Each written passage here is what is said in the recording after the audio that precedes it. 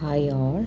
वाक्य के दो मुख्य अंगों से दूसरा है विधि, അതായത് प्रेडिकेट। എന്താണ് വിധി നോക്കാം. वाक्य का वह भाग जो उद्देश्य के बारे में कुछ बताता है विधि कहलाता है. इसमें क्रिया और क्रिया से संबंधित अन्य शब्द, कर्म, पूरक, क्रियाविशेषण आदि शामिल होते हैं.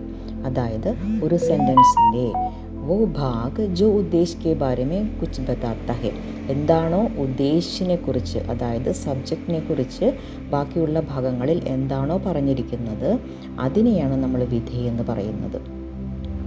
इसमें ക്രിയ और ക്രിയ से संबंधित अन्य शब्द, അതായത് ബാക്കിയുള്ള ഭാഗങ്ങളിൽ വെർബ് വരും, അതുപോലെ തന്നെ ഒബ്ജക്റ്റ്, കർമ്മ, പൂരക്, ക്രിയാവിശേഷൻ, ബാക്കിയുള്ള ഭാഗങ്ങളെല്ലാം ഉൾപ്പെടുന്നതിനെയാണ് നമ്മൾ വിധി എന്ന് പറയുന്നത്. ഇനി എങ്ങനെയാണ് ഇത് പ്രെഡിക്കേറ്റ് ആണ് അല്ലെങ്കിൽ വിധേയ് ആണെന്ന് നമുക്ക് എങ്ങനെ ഐഡൻറ്റിഫൈ ചെയ്യാനായിട്ട് സാധിക്കും? പഹ്ചാൻ കൈസേ കരെ, ഉദ്ദേശ് കോ ചോഡ്കർ വാക്യ കാ ശേഷ് ഭാഗ് വിധേയ് ഹോത്താ ഹെ. അതായത് ഉദ്ദേശ് അല്ലെങ്കിൽ സബ്ജക്റ്റ് എന്ന് പറഞ്ഞു, ആ സബ്ജക്റ്റ് കഴിച്ചിട്ട് ബാക്കിയുള്ള ഭാഗങ്ങളെയാണ്, ഒരു സെൻറ്റൻസിൻ്റെ മറ്റുള്ള ഭാഗങ്ങളെയാണ് നമ്മൾ വിധേയ് അല്ലെങ്കിൽ പ്രെഡിക്കേറ്റ് എന്ന് പറയുന്നത്. ഉദാഹരണം നോക്കാം.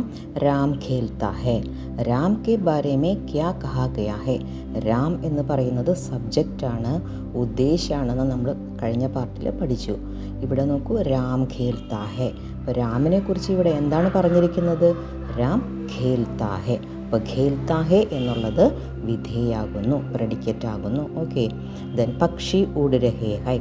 പക്ഷിയോ കെ ബാരെ മേ ക്യാ കഹാ ഗയാ ഹെ? ഉഡ് രഹേ ഹൈ. പക്ഷി ഉഡ് രഹേ ഹൈ. ഉഡ് രഹേ എന്നുള്ള പാർട്ടാണ് വിധേയായിട്ട് വരുന്നത്.